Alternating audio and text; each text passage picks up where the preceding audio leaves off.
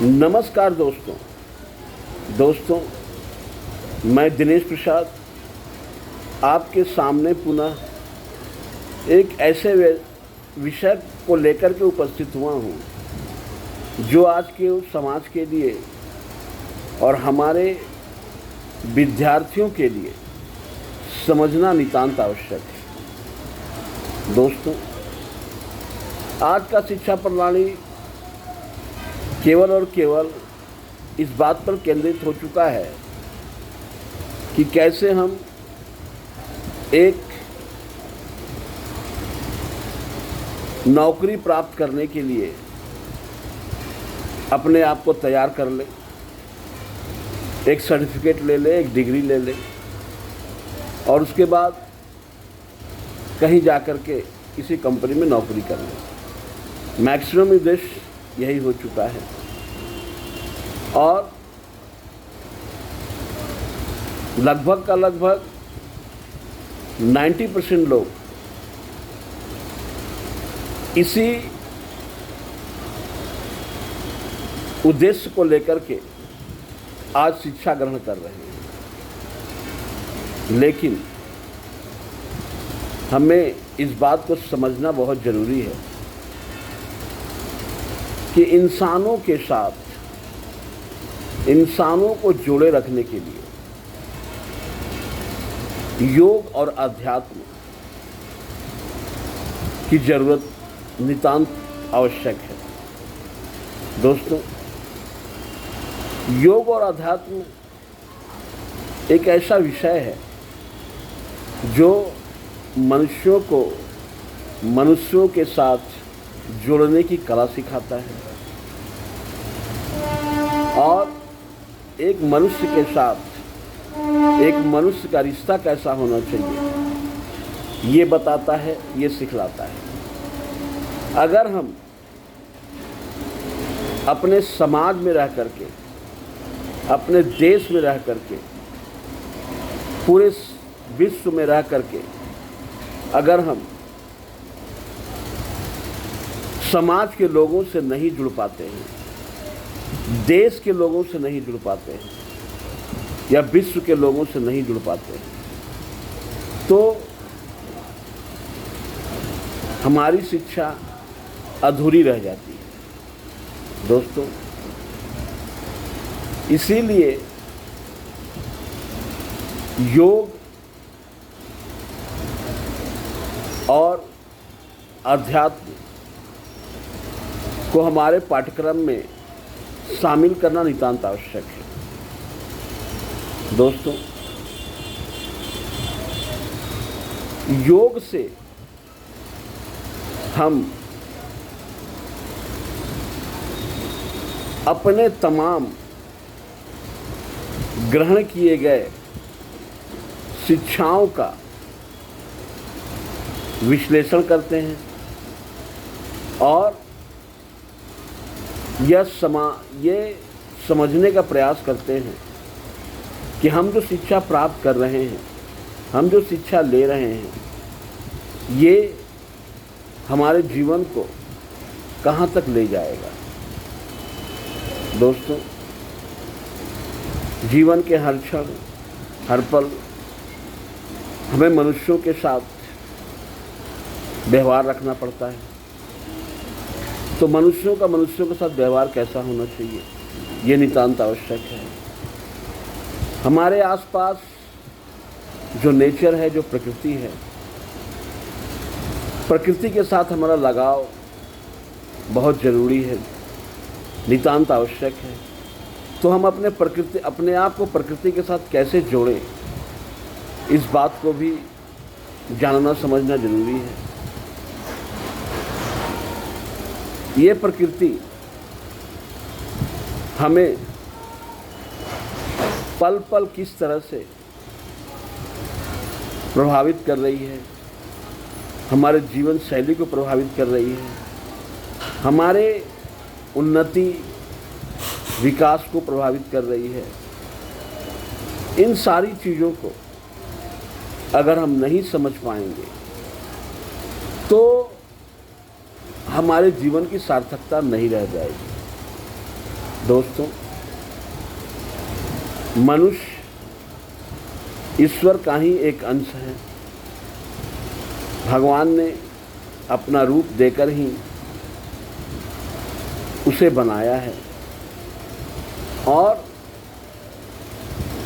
इसमें जो क्षमताएं विकसित की है वो असीम क्षमताएं हैं। एक मनुष्य की क्षमता का मूल्यांकन किया नहीं जा सकता है। ऐसे बहुत सारे उदाहरण हम अपने समाज में देखते हैं कि एक मनुष्य के द्वारा अद्भुत अद्भुत कार्य किए जा रहे हैं। छोटे छोटे बच्चे कभी कभी ऐसे उदाहरण बन जाते हैं जिनसे हमें प्रेरणा लेने की ज़रूरत होती है। दोस्तों, अगर हम रुपया कमाने का एक मशीन बन के रह जाएंगे तो हमारा जीवन तनावग्रस्त रहेगा, कभी भी तनाव मुक्त नहीं हो पाएगा। और जब हमारा जीवन तनावग्रस्त रहेगा तो हमारे शरीर में तमाम तरह की बीमारियां अपने आप अपना स्थान बना लेती हैं। दोस्तों, हमारा शरीर प्राकृतिक तत्वों से मिलकर के बना हुआ है और मनुष्य अपनी कुछ गलतियों के कारण इसमें अप्राकृतिक तत्वों को शामिल कर देता है, जिसके खामियाना उसको भुगतना पड़ता है। दोस्तों, ये जो हम योग और आध्यात्म की बात करते हैं, ये कोई बड़ा विषय नहीं है। बस हमें ये समझना पड़ेगा कि योग हमें प्रकृति और मनुष्यों के साथ जोड़े रखने का एक माध्यम है और अध्यात्म हमें दूसरों के भाव को समझते हुए उसके साथ उसी तरह का व्यवहार करने के लिए सिखाता है। बस योग और अध्यात्म यही सोच कहता है। अब जरा इन बातों पर विचार कीजिए कि अगर हम योग सीख लेते हैं, यानी कि हम अपने आप को मनुष्यों और प्रकृति से जुड़ने का गुण सीख लेते हैं, तो क्या कभी हम अपने शरीर को नुकसान पहुंचा पाएंगे या कभी भी हम दूसरों को नुकसान पहुंचाने के बारे में सोच सकते हैं या प्रकृति को नुकसान पहुंचाने के बारे में सोच सकते हैं? कतई नहीं सोच सकते। दोस्तों, आज बहुत तेज़ी से क्लाइमेट चेंजेज हो रहे हैं, जो एक बहुत बड़ी चिंता का विषय है। और ये क्लाइमेट चेंज होने का बहुत बड़ा कारण ये है कि आज का मनुष्य अपने आप को प्रकृति और मनुष्यों के साथ जोड़ नहीं पा रहा है। मैं कुछ ऐसे सामाजिक लीडर, देश के लीडर्स और संपूर्ण विश्व के लीडर की सराहना करता हूं, जो अपनी नेतृत्व क्षमता के आधार पर बहुत सही और अच्छे काम कर रहे हैं। जैसे आज फेसबुक, यूट्यूब, इंस्टाग्राम, ऐसे बहुत सारे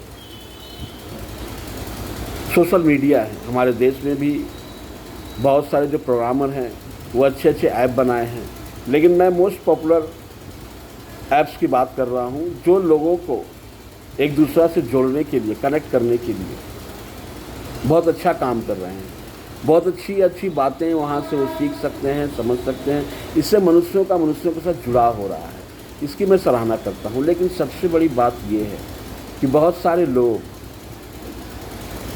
सारे लोग अध्यात्म की कमी के कारण, यानी कि भावों को गलत समझ जाने के कारण वो YouTube या ऐसे सोशल मीडिया प्लेटफॉर्म के माध्यम से कुछ गलत चीज़ें भी सीख रहे हैं। उनमें अध्यात्म का शिक्षा नितांत आवश्यक है। दोस्तों, अगर हम ऐसा नहीं कर पाते हैं तो आने वाली पीढ़ी, आने वाली जनरेशन हमें कभी भी माफ़ नहीं करेगी। दोस्तों,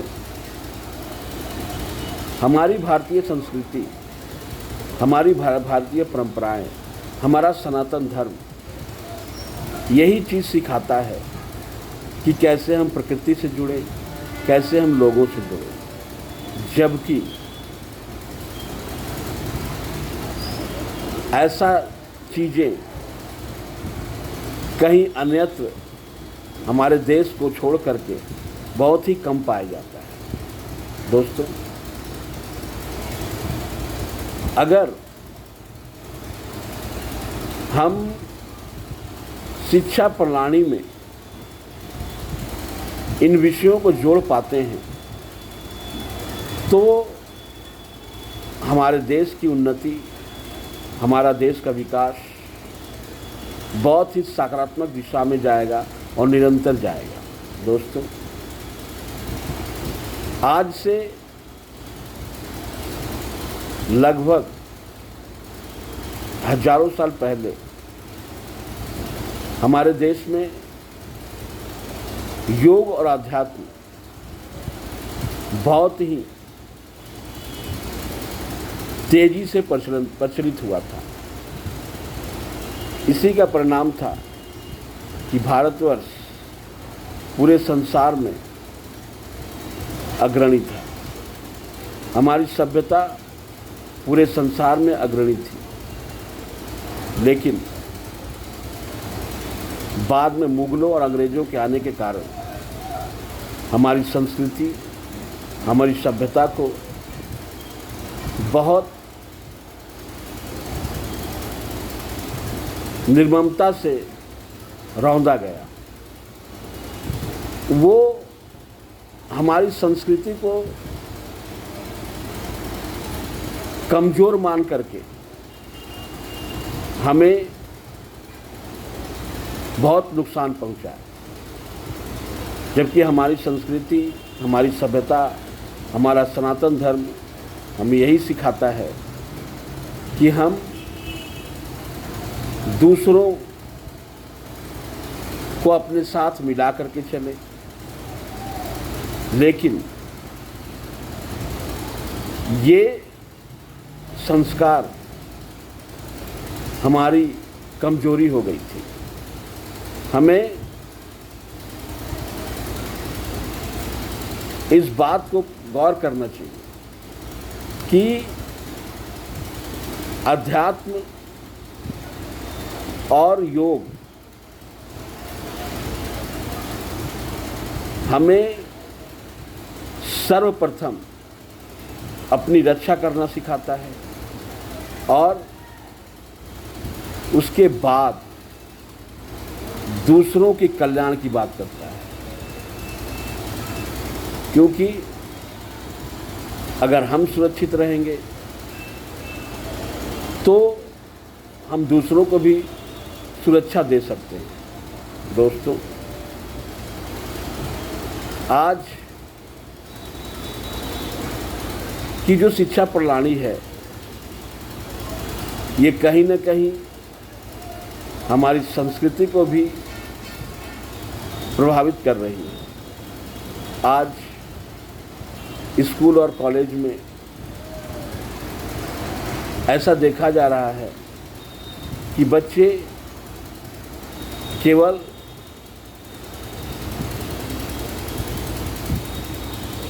पढ़ाई नहीं कर रहे हैं, पढ़ाई के बोझ तले दबकर बहुत ही ज़्यादा डिप्रेशन में चले जा रहे हैं। उन्हें यही सिखाया जाता है कि आप पढ़ लिख करके आपको नौकरी करनी है, क्योंकि ये देश दुनिया बहुत तेज़ी से बदल रहा है, बहुत ही तेज़ी से बदल रहा है। आज से 50 साल पहले जो सुख सुविधाएं मनुष्यों को प्राप्त थी, उससे कई गुना ज़्यादा सुख सुविधाएं आज प्राप्त है। आज के इस टेक्नोलॉजी के युग में चीज़ें बहुत आसान हो गई है, लेकिन साथ ही साथ ये भी बातें सामने आ रही है कि मनुष्य अपने आप को असहाय, कमज़ोर समझने लगा है। जब उसके सामने कुछ विकट परिस्थितियां आ जाती है तो उसमें निर्णय लेने की क्षमता बहुत कम हो गई है। दोस्तों, योग और आध्यात्म हमें यही सिखाता है कि कैसे हम दूसरों को अपने आप से जोड़ें और अपने आप को दूसरों से जोड़ कर रखें। अगर ये गुण, ये क्वालिटी हम सीख जाते हैं, हमारे दिलो दिमाग में, हमारे संस्कार में ये शामिल हो जाते हैं, तो कोई भी मनुष्य किसी से ईर्ष्या नहीं करेगा, कोई भी मनुष्य किसी की दूसरे की उपलब्धि से कभी भी विद्वेष नहीं रखेगा, क्योंकि वो दूसरों की खुशी में ही अपनी खुशी को महसूस करेगा। ये केवल और केवल संभव है योग और अध्यात्म के माध्यम से। आज मैक्सिमम परसेंटेज के लोग लालची और अहंकारी हो चुके हैं। यानी कि अगर कोई सच्ची भावना से भी किसी के पास जाता है और अपने कर्तव्यों को पूरा करता है, तो जो लालच से प्रेरित लोग होते हैं उसका नाजायज़ फ़ायदा उठाते हैं। इसलिए इंसान को कभी भी लालची और अहंकारी नहीं होना चाहिए। ये मनुष्य के सबसे बड़े दुर्गुणों में से है। कभी भी लालची मत बनिए। और योग और आध्यात्म हमें यही सिखाता है कि अपने आप को ब्रह्मांड से जोड़ो, अपने आप को पूरे यूनिवर्स से जोड़ो।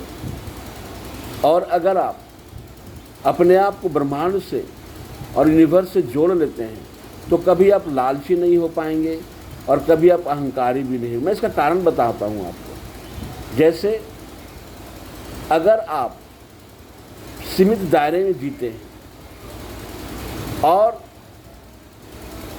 संपूर्ण उपलब्धियों का केंद्र आपका वही सीमित दायरा रह जाता है, तो आप संभावनाओं को कम ढूंढ पाते हैं। बहुत लिमिटेड संभावनाओं को समझ पाते हैं। लेकिन जब वो अपने आप को यूनिवर्स से जोड़ता है, प्रकृति से जोड़ता है, संपूर्ण संसार से जोड़ लेता है, तो उसके पास अपार संभावनाएं जन्म ले लेती है। वो कभी भी अपने आप को संभावनाओं में, यानी अपॉर्चुनिटी में कमी पाता है। और जब इंसान अपनी संभावनाओं को बेहतरीन तरीके से समझने लगता है तो वो कभी लालची नहीं हो सकता है। वो जानता है कि अगर कोई व्यक्ति मेरे से कुछ प्राप्त करना चाहता है तो इससे भी बड़ी संभावना मेरे लिए है जहाँ से मैं बहुत ज़्यादा कुछ प्राप्त कर सकूं। यानी कि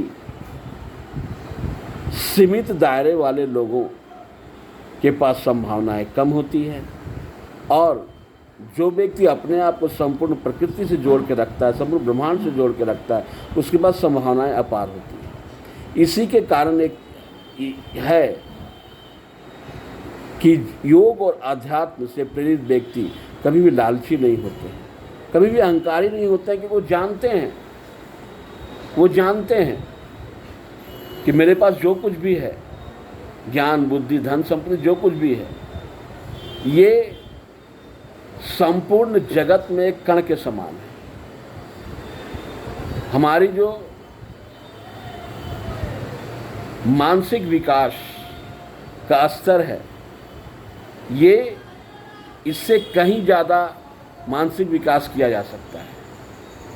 इसलिए वो कभी अहंकारी नहीं होता है। ये बातें कौन सिखाता है? ये बातें योग और अध्यात्म ही सिखा सकता है। दोस्तों,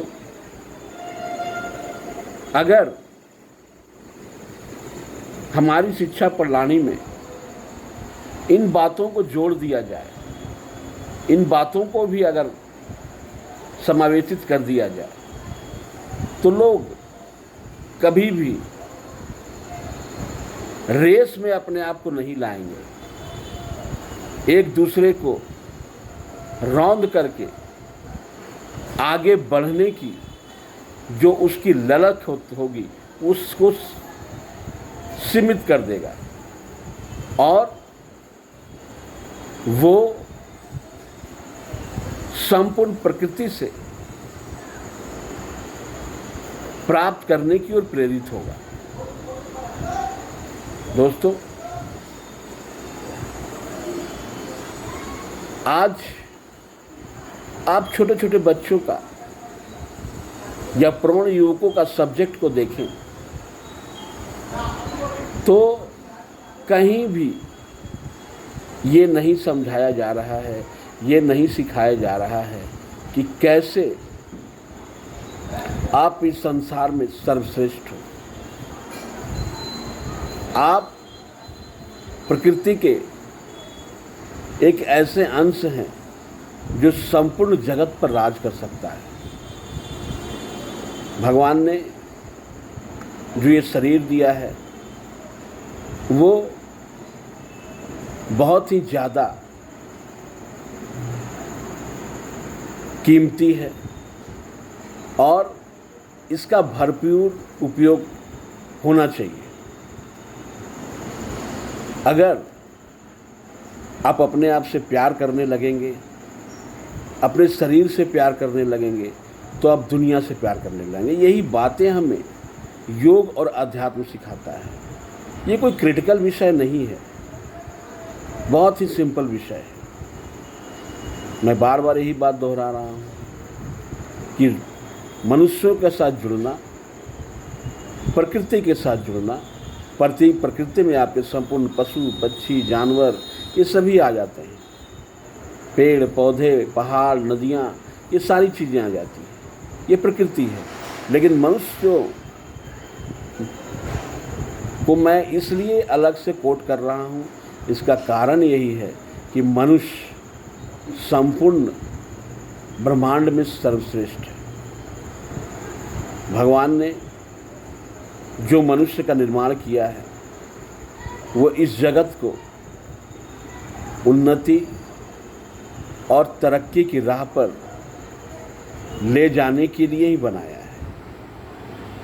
तो सबसे पहले हमें मनुष्यों से जुड़ने की शिक्षा मिलनी चाहिए। इसके बाद हमें प्रकृति से जुड़ने की शिक्षा मिलनी चाहिए। उसके बाद बाकी जो पाठ्यक्रम है वो हमें सीखना और समझना चाहिए। जैसे एक मोबाइल का ऑपरेटिंग सिस्टम जैसा रहेगा, उसी आधार पे वो पूरा मोबाइल काम करेगा। अगर ऑपरेटिंग सिस्टम ही सही नहीं है तो कोई भी एप्लीकेशन सही ढंग से काम नहीं करेगा। इसलिए आप कह सकते हैं कि योग और आध्यात्मिक शिक्षा आपका ऑपरेटिंग सिस्टम होना चाहिए और बाकी जो सब्जेक्ट्स हैं वो आपके एप्लीकेशंस होनी चाहिए। तो दोस्तों, इस बात को समझना बहुत ज़रूरी है कि आप ज़रूर अपने बच्चों को या अपने घर में ये प्रयास करें कि योग और आध्यात्म की शिक्षा हमारे स्टूडेंट्स को, हमारे विद्यार्थियों को अवश्य प्राप्त हो। धन्यवाद।